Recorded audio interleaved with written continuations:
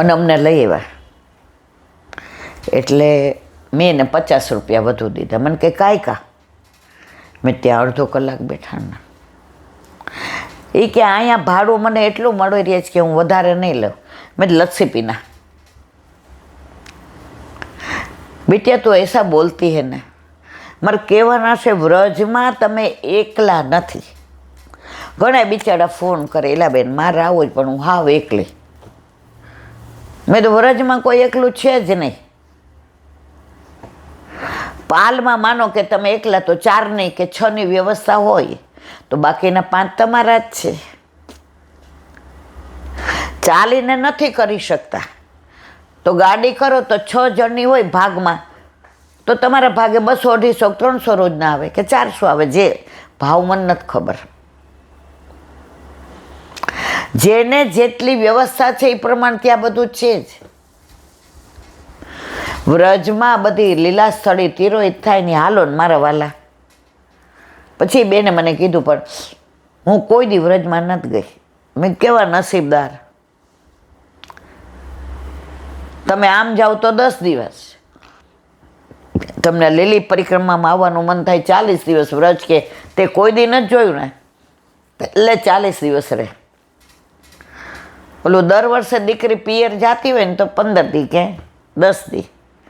ઓલું અમેરિકાથી 3-4 વર્ષે આવે ને એને વરને કહે આ વખતે 2 મહિના રહેવાની છો, 4 વર્ષે જાઉં છું.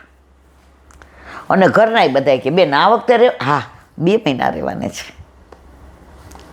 એમાં આપણે આપણા અલૌકિક પિયર જઈએ છીએ. 40 દિવસ આનંદ ને પરમાનંદ. જો પરીક્ષિતને તો ખબર હતી કે 7 દિવસ તો જીવવાનો જ છું, મરવાનો જ નથી. મને તમને 7 સેકન્ડની નથી ખબર. તો વ્રજ વાલું રે વૈકુંઠ નહીં આવો. આજ મેં કીધું જરાય તમે એકલા નથી. તમે ખાલી નામ નોંધાવો, બાકી બધું વ્યવસ્થા લોકો કરી દે છે. કારણ કે તમે એકલા તો એક પાલમાં રહેવાના નથી. કાં 2ના, કાં 4ના, કાં 6ના, કાં 8ના. એટલે તમારા એક પછીના એક હોય, એક સાથે 3 હોય કે એક સાથે 5 હોય કે એક સાથે 7 હોય, એ બધા તમારા જ છે ને. મને કે તમે ક્યાં હો? મેં તમારી હારે. મને કે રોજ અમને મળો. મેં તો હું તમને મળું, તમે મને ન મળો. રાજી થઈ ગયા. તો આ વ્રજ યાદ કર્યું તો કાલનો વિચાર કરતા હતા કે ગુસાઈજી પરમ દયાળ અને વલ્લભ મને બેઠકોમાં બહુ ગમે. હું ફીલ કરું કે સાક્ષાત ગુસાઈજી બિરાજે છે, સાક્ષાત વલ્લભ બિરાજે છે. ગુસાઈજીએ સાંભળી લીધું.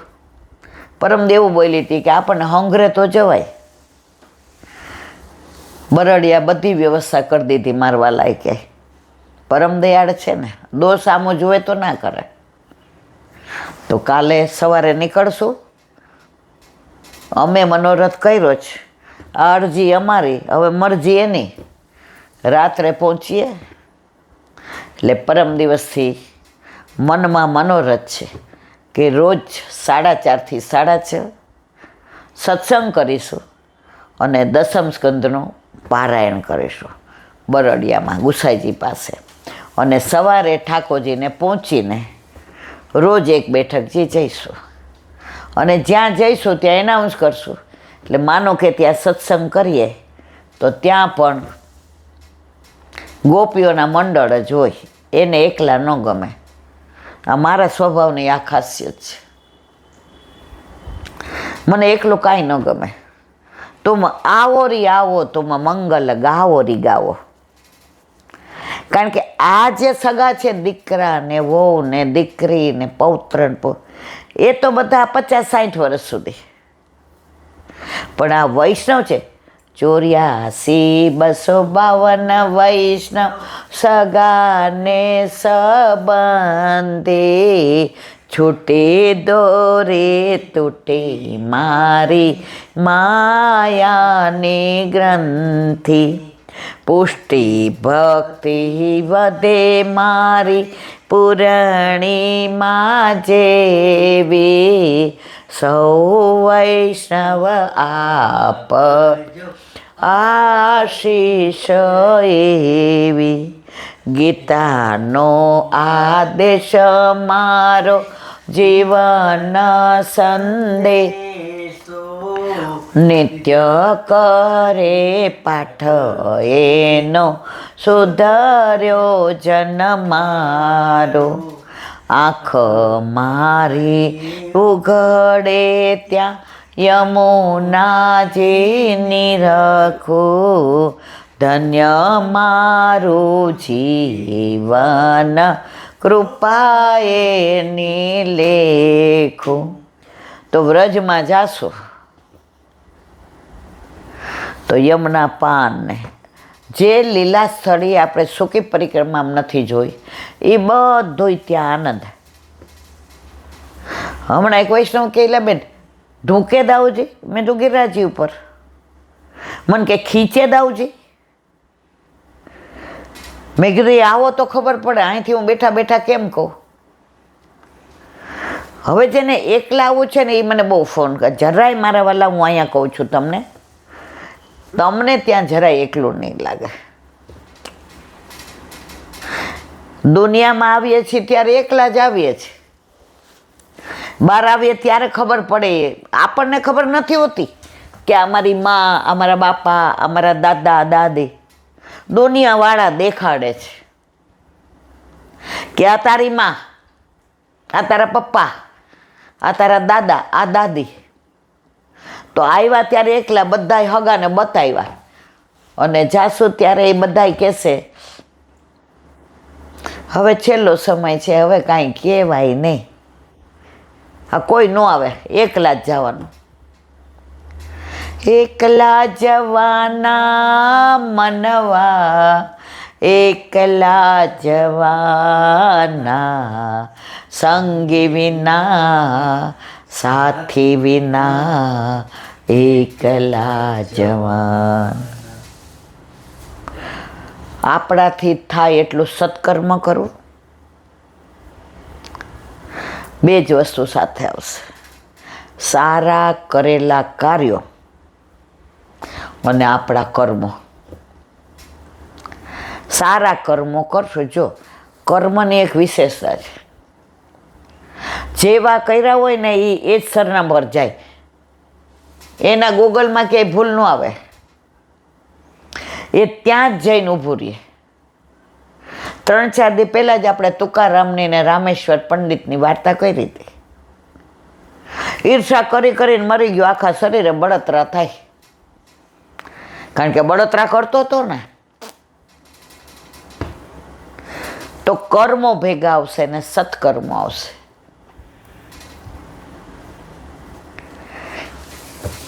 આજે વિવેકાનંદ કેટલો વખત જીવ્યા, કેવી નાની ઉંમરમાં, છતાંય આપણે યાદ કરીએ છીએ, ભણવામાં આવે છે.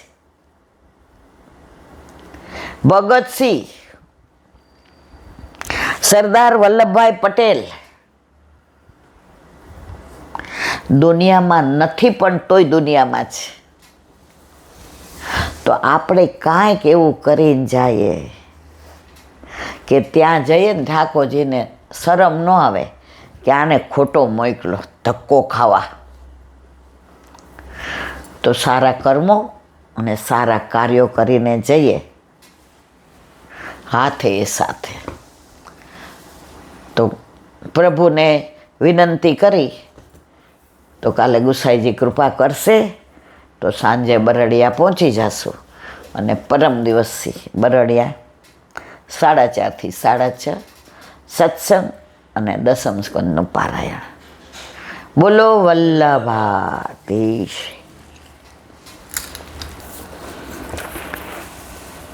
શ્રી ભાગવત ભગવાન કી. દસમ સ્કંદ પૂજ્ય જીજીના યુગલ ચરણારવિંદમાં દંડવત પ્રણામ. ત્રીજું કારણ, ભગવાન 16 કળાએ પરિપૂર્ણ છે. સોળે કળાએ પરિપૂર્ણ પ્રભુની પૂર્ણતાનું નિરૂપણ કરવા દેવો 16 શ્લોકમાં ભગવાનની સ્તુતિ કરે છે. ભગવાનને પ્રગટ થવા બધાય દેવ દેવતાઓ સ્તુતિ કરે છે એ 16 શ્લોકમાં. તો એના કારણ બતાવ્યા કે પહેલું કારણ કયું, બીજું કયું, ત્રીજું કયું. તો પહેલું કારણ કીધું કે ભાઈ 15 દિવસ, મહિનાના 15 દિવસ શુક્લ પક્ષ અને 15 દિવસ કૃષ્ણ પક્ષ. શુક્લ પક્ષ દેવોનો અને કૃષ્ણ પક્ષ એટલે અંધાર્યું દાનવોનો. તો 15 વત્તા 1 એ 16 શ્લોકથી સ્તુતિ કરે. પછી કીધું કે આ 4 પહેલાં એના ભાવ કીધા: લોક દર્શન, સ્મૃતિ દર્શન, તેજ દર્શન ને ભગવત દર્શન. આ ચારેયના 4 ભાગ એટલે ચોકે 16. અને ત્રીજું કારણ એ કીધું કે ભગવાન 16 કળાએ પરિપૂર્ણ છે, એટલે 16 શ્લોકથી ને દેવો ભગવાનની સ્તુતિ કરે છે. આથી શ્રી મહાપ્રભુજીએ 16 ગ્રંથો લખ્યા છે. મહાપ્રભુજીના ગ્રંથો કેટલા? 16. સમગ્ર શાસ્ત્રોનો નિચોડ કાઢી જીવનને ક્રમબદ્ધ રીતે ગૂંથવા માટે આપે 16 ગ્રંથો આપ્યા, જે વલ્લભ ગીતા કહેવાય છે, યમનાષ્ટક ને એ બધું.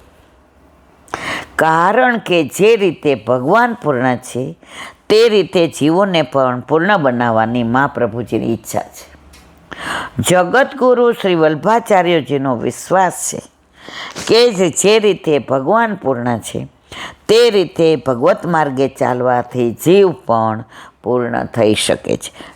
ઈશોપનિષદમાં કહ્યું છે: ઓમ પૂર્ણમદ પૂર્ણમિદમ પૂર્ણાત પૂર્ણમુદચ્યતે પૂર્ણસ્ય પૂર્ણમાદાય પૂર્ણમેવાશિષ્યતે. જે આપણાથી દૂર લાગે છે તે પૂર્ણ છે. તું પણ પૂર્ણ છે. તું પૂર્ણનો પૂર્ણ અંશ છે. પૂર્ણની સુંદર વ્યાખ્યા આપી. પૂર્ણમાંથી પૂર્ણ કાઢી લ્યો તો પૂર્ણ, ભાગો તોય પૂર્ણ, ગુણાકાર કરો તોય પૂર્ણ, અને બાદબાકી કરો તોય પૂર્ણ. તો ઠાકોરજી પૂર્ણ, આપણે એના અંશ.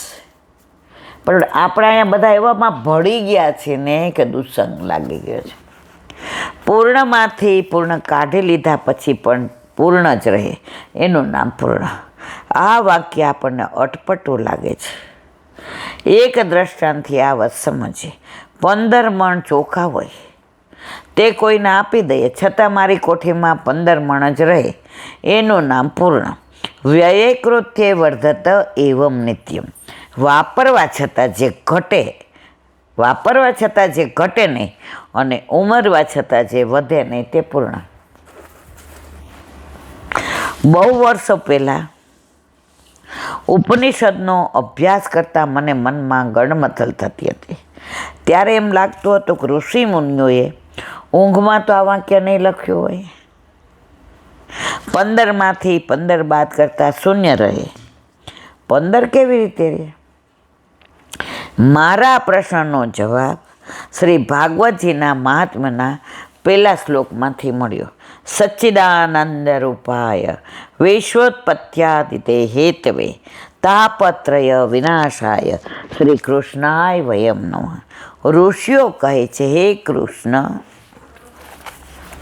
તમે સચ્ચિદાનંદ રૂપ છો. આ એક શબ્દમાં ઋષિઓએ પ્રભુત્વનું દર્શન કરાવ્યું છે.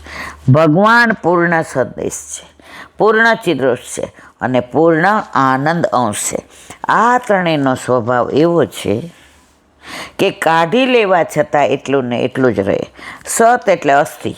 એક અસ્તિત્વમાંથી બીજું અસ્તિત્વ પ્રગટ થાય ત્યારે પેલું અસ્તિત્વ નષ્ટ ન થાય, નામ પૂર્ણ. મા બાળકને જન્મ આપે છે એનામાંથી, તો એ મા નષ્ટ નથી થતી, તો એ પૂર્ણ. એક માતામાંથી પુત્ર કે પુત્રી રૂપે બીજું અસ્તિત્વ પ્રગટ થાય ત્યારે પણ માતાનું સમગ્ર અસ્તિત્વ કાયમ રહે છે. માતા અને એનું સંતાન બંને પૂર્ણ દેખાય છે. આ તો ભૌતિક અસ્તિત્વની વાત થઈ. આ જ પ્રકારે એક ઈશ્વરમાંથી અનંત વિશ્વના નિર્માણ થયા છતાં ઈશ્વર ઘટ્યો નહીં કે વધ્યો નહીં. વેશો પ્રગટ થયા ત્યારે ઈશ્વર ઘટ્યો નહીં, વેશો તેનામાં લય પામ્યા ત્યારે તે વધ્યો નહીં. એવી જ રીતે બ્રહ્મમાંથી કરોડો જીવોની ઉત્પત્તિ થઈ, છતાં બ્રહ્મત્વ પરિપૂર્ણ રહ્યું. કોલસામાંથી સેંકડો તણખા નીકળે તો કોલસો નાનો થઈ જાય, પણ એનું એવું ભગવાનમાં થયું નથી. બોલો વલ્લભા વ્રજ વિહાર. હમણાં જ વ્રજની વાતો કરી. દિવસમાં 1-2 ફોન તો આવે જ લીલી પરિક્રમાના. એ લોકો વાતો કરતાં કરતાં હું પાછી ત્યાં જ પહોંચી જાઉં. મનમાં એમ થાય કે આ પ્રભુ ઓક્ટોબર સુધી જીવતા રાખજો. અમે મનોરથ કર્યો છે કે હવે એમ થાય કે બહુ દૂર લાગે છે, કારણ કે વ્રજ એવું છે. આ વ્રજ યાદ આવ્યું તો આ સૌરાષ્ટ્રના બેઠકો પણ વ્રજ જેવા જ છે. રળિયામણા એવા, સેવાની રીત એવી, પ્રીત એવી, સાક્ષાત ગુસાઈજીને વલ્લભ બિરાજે. અને ત્યાં ગયા હોય ને તો અલૌકિક પિયરમાં આવ્યું એવું લાગે. ત્યાં બધુંય આપણું. પિયરમાં જાય તો આપણને એમ થાય ભાભીને ખોટું ન લાગે, ભાઈને ગમશે કે નહીં, બા એમ કહેશે કે આવું કરાય નહીં, હવે ભાભી આવી ગઈ. અહીંયા કાંઈ નહીં, તારે જેમ કરવું એમ રે. આ અલૌકિક પિયર છે. તો વ્રજ વાલું રે વૈકુંઠ નહીં આવું. અત્યારે આપણે ગોકુળનું અનુસંધાન કરીએ છીએ.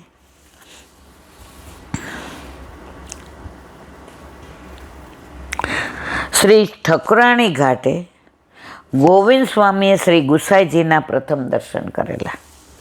શ્રી ગુસાઈજીને સંધ્યાવદન કરતા જોઈને કર્મ માર્ગે એમાં. ગોવિંદ સ્વામીને ઘણા શિષ્ય હતા, કનોજના રહેવાસી હતા. એ નામ જ બધા ગોવિંદ સ્વામી, સુર સ્વામી, પરમાનંદ. આ સ્વામી બધા અહીંયા આવીને દાસ બની ગયા. પરમાનંદ દાસ, સુરદાસ, ગોવિંદ દાસ, ઓલો છીતો, એની તો છાપ જ ખરાબ મથુરાના ઓલામાં કે હારો આ છિત્ત સ્વામી ગિરિધરન શ્રી વિઠ્ઠલ એહી તેહી તેહી એહી ના કછું સંદેહ.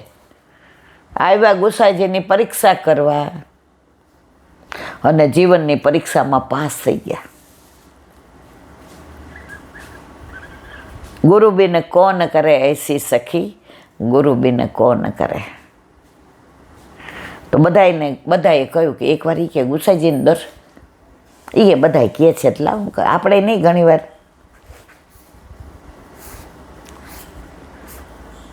દર્શન કરે, હોય અમે બ્રાહ્મણ એ બ્રાહ્મણ, અમે સંધ્યાવદન કરીને એ કરે, અમે કર્મકાંડ કરીએ ને એ કરે.